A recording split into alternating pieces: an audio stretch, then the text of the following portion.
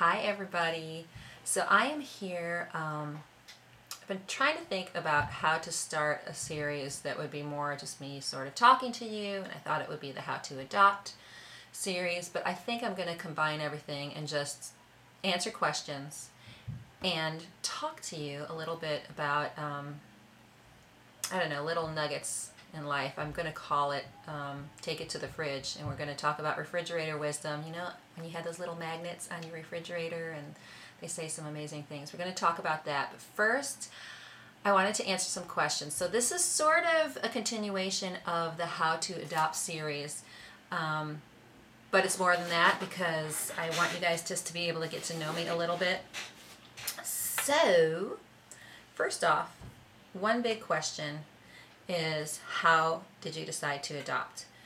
My husband and I were married really young. We didn't really have that conversation about, how many kids we wanted to have or anything like that. But we had our first two, which was Samantha and Andrew, and just had an awesome time parenting them. And then it was just sort of one day when I became aware of all the orphans in the world. Currently there's 163 million.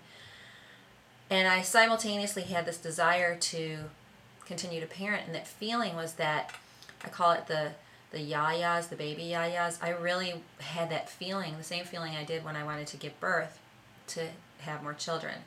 So that's how we ended up deciding how to adopt. And then we still had that feeling, that gut feeling. And I think it was a passion. There was just something that sort of came into our lives, which was this love and passion for orphans, for kids. And so I would say to those of you who are contemplating that and having those feelings, just to evaluate that gut feeling combined with what you're doing in your personal life and where you're at.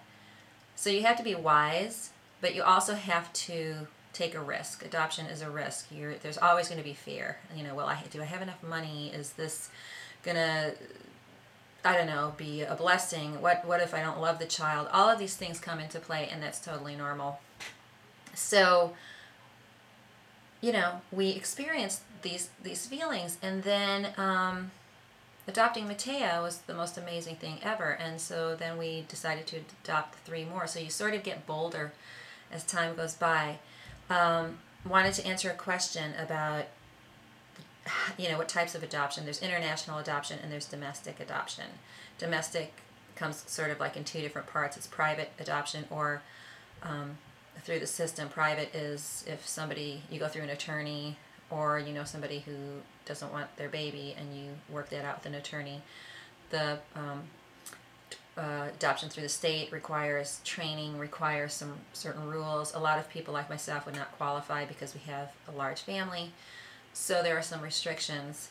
But I just want to encourage people that if they do want to adopt, please just stay in touch and pray about it, talk about it, and come to a conclusion. But the refrigerator magnet part of this little, sort of let's get to know each other time, Take It to the Fridge, is going to be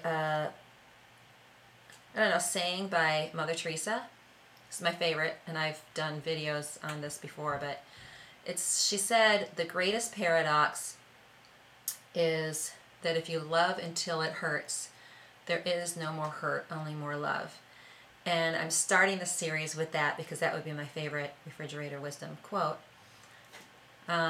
Because I think we need to extend ourselves in so many things past our fear, past where we think life is taking us, because we don't always know where life is taking us. I never knew that we would be adopting and have 7 children, and it's been the greatest adventure of my life, and I would not trade it. But I never planned this.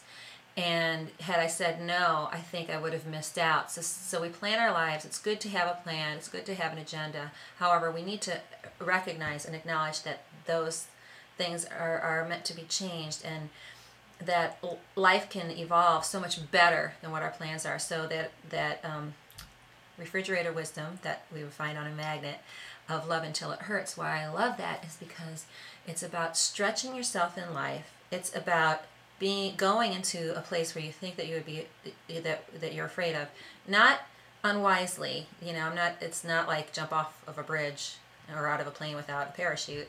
It's not like that, but it's going into a place that has potential growth and gain and love, but maybe something that's unfamiliar and maybe scary, maybe unplanned, but could be the greatest adventure of your life. So the first little nugget here regarding adoption and regarding our little moments together would be love until it hurts, extend yourself, and